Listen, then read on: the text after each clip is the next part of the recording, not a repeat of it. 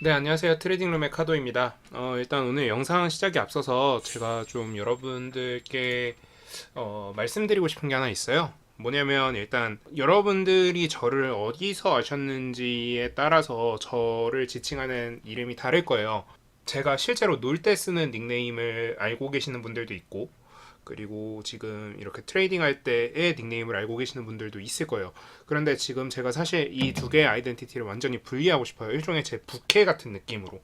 이유는 간단합니다. 저는 이걸 이제 업무 용도의 아이덴티티로 카도라는 닉네임을 활용하고 싶은데, 여러분들께서 제가 원래 놀고 싶을 때, 제가 놀러 다닐 때 닉네임을 계속 불러주시면 제 입장에서는 되게 좀 껄끄러워요. 제가 이제 그 이름은 진짜 제가 놀 때만 사용하고 싶기 때문에 이제는 그 닉네임보다는 카도라는 닉네임으로 저를 불러주셨으면 감사할 것 같고요.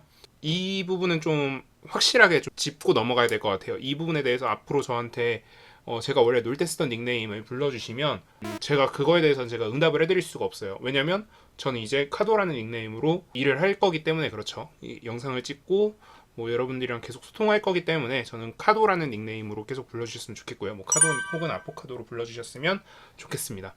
일단 오늘 영상 주제는요. 직전 영상에서 제가 뭐라 했냐면 분명 갭락할 거다, 갭을 띄울 거다, 근데 다시 말아올릴 가능성이 높다라고 말씀을 드렸었는데 실제로 재밌게도 코스닥, 코스피 양대 지수 둘 다 아랫꼬리 달고 말아올리면서 마무리가 되었고요. 거의 뭐 꽉 채운 몸통이죠. 그러다 보니까 여러분들이 이런 생각이 드실 거예요. 얘 어떻게 맞췄지? 이걸 어떻게 맞출 수 있었지?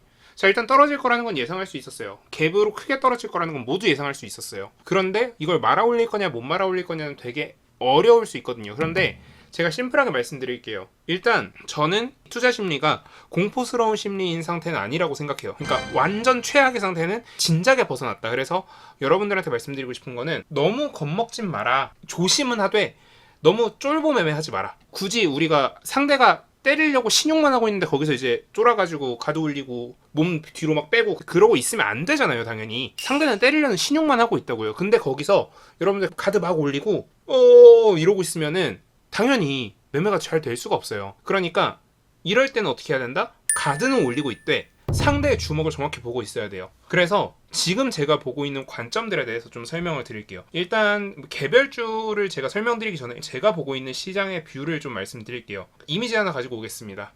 일단 올해 서학개미가 순매수했던 탑 10 종목의 주가 변동폭이에요. TQQQ랑 뭐 ETF, 그리고 테슬라, 엔비디아, 뭐 구글, 애플, MS, 이 외에도 S&P라던가 QQQ, 그리고 뭐 팡 이노베이션 3배짜리 ETF 이런 걸 샀어요. 네, 이거 자료는 investing.com에서 발췌한 중앙일보에서 만든 자료인데요. 일단 기본적으로 10%를 깔고 시작하고요. 심한 거는 마이너스 70%까지 두 종목이나 가고 있어요.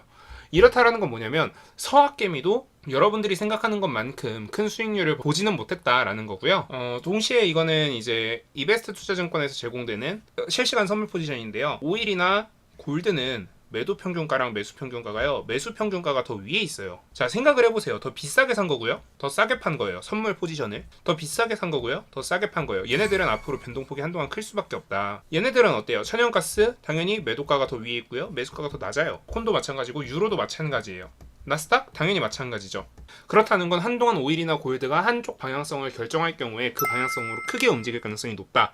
일단 안전자산인 골드 같은 경우에는 지금 매도 포지션이 우위에 있어요. 이런 경우에는 매수 포지션 쪽으로 쏠릴 가능성도 배제 못해요. 그러니까 무슨 뜻이냐면 매도 포지션을 죽이기 위한, 숏을 죽이기 위한 매수 포지션들의 급증, 그래서 이제 롱 쪽으로 갈 가능성도 배제 못하고요. 오일도 마찬가지예요. 오일도 이제 롱을 죽이기 위한 숏 포지션의 급증, 뭐 이런 쪽에 가능성이 있어요. 그럼에도 불구하고 여러분들이 함부로 단정 지어서는 안 되겠죠, 당연히. 그러니까 이런 정도라는 걸 좀 알아두셔야 될 것 같고요. 그리고 나스닥은 매수와 매도가 거의 팽팽한 상태예요. 이렇기 때문에 한쪽 방향으로 결정됐을 때 그 방향으로 조금 세게 움직일 가능성이 있다라는 걸 좀 알고 계시면 좋을 것 같아요. 자, 그러면 야, 그래서 너가 지금 생각하는 것들의 좀 추가적인 근거들은 뭔데? 라는 얘기가 당연히 나오겠죠. 그래서 저는 뭘 가지고 있냐면 블룸버그에서 확인한 버크셔 해서웨이의 캐시, 그러니까 현금 흐름이에요. 버크셔 해서웨이가 현금을 계속 늘리고 있었어요. 그런데 처음으로 현금을 사용했어요. 엄청나게 많은 양의 현금을. 그리고 그 현금 지출 비율은요, 리먼 브라더스 사태 이후로 처음으로 가장 급격한 현금 흐름의 감소를 나타냈어요. 이렇다는 건 무슨 뜻이냐? 버핏은 지금 시장이 이제 슬슬 딥을 잡고 있다라고 판단을 하고 있는 거죠. 그러면 사실 버핏은 우리가 알고 있기로 주식시장에서 가장 뛰어난 투자자라고 알고 있어요. 그렇기 때문에 앞으로 몇 달 이내에 시장이 좋아질 수도 있겠구나라는 생각이 들어요, 저는. 근데 버핏은 항상 최저점은 못 잡아냈거든요. 그러면 앞으로 한두 달 정도는 조금 더 빠질 수 있고, 그리고 횡보하다가 반등장이 올 가능성이 있겠구나. 그래서 저는 한 7월, 8월 정도, 그러니까 하반기장은 굉장히 강한 반등장이 올 수도 있겠다라는 판단을 지금 하고 있고요. 그러니까 이런 것들 플러스 알파로 국내장 지수 흐름도요. 지금 거래량이 제가 계속 우려했던 거는 거래량이 지금 지속적으로 줄어왔던 거예요. 여기서 한번 피크를 찍고요. 이 상승대의 거래량 수준도 안 되는 거래량을 보이고 있는 거예요. 그런데 최근에 보시면요. 되게 미미하지만 조금 증가하는 듯한 모습이 보여요. 자, 선을 조금 이쁘게 그려볼게요. 자, 선을 이쁘게 그려보니까 어때요? 진짜 미미하지만 증가하는 모습을 볼 수 있어요. 이렇다는 건 뭐냐면 시장의 거래량이 활발하게 돌아올 수도 있겠구나. 그런 징조들이 보이는 거예요. 근데 이 징조 가지고 여러분들이 판단해서 함부로 움직이면 당연히 안 되겠죠. 하지만 근거들은 된다. 이런 말이고요.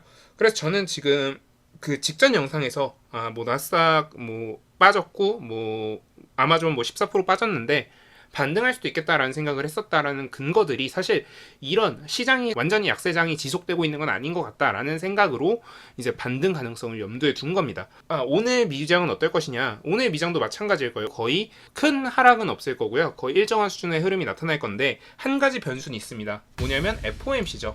FOMC가 지금 하루 앞으로 다가왔어요. 지금 오늘 이 영상을 보실 때쯤이면 오늘 당일일 거예요. 그래서 이때 금리를 어느 정도로 인상할 것이냐, 그거에 따라서 좀 결정이 될 가능성은 있다 정도로 좀 이해를 해주시면 될 것 같아요. 그래서 금리가 이번에 인상이 되는 건 확실해요. 0.5%든 올라가는 건 확실해요. 근데 얼마나 올라갈 것이냐에 따라서 여러분들이 생각하는 것만큼의 지수 반등이나 혹은 지수 하락이 일어날 수 있을 것 같습니다. 야, 그러면 너 어떤 종목 투자할 건데? 개별주로 어떤 종목 투자할 건데? 자, 일단 제가 지속적으로 말씀드렸던 로보테마는 전 계속 살펴볼 것 같아요. 왜?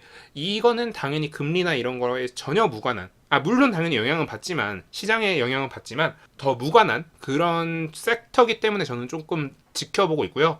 그리고 앞선 영상에서 설명드렸던 철강 관련주, 뭐 특히 HBM 관련된 뭐 NI스틸이라던가 철강 관련주들을 좀 볼 것 같고요. 추가적으로 LNG 선박, 그래서 뭐 STX 엔진 이런 종목들을 살펴보면서 아마 제 매매를 좀 진행할 것 같습니다. 오늘 영상은 제가 이 정도로 마무리하고요. 다음 영상으로 찾아뵙도록 하겠습니다. 감사합니다. 지금까지 트레이딩룸의 카도였습니다. 지금까지 영상 도움 되셨다면 구독, 좋아요, 알림 설정 부탁드립니다. 감사합니다.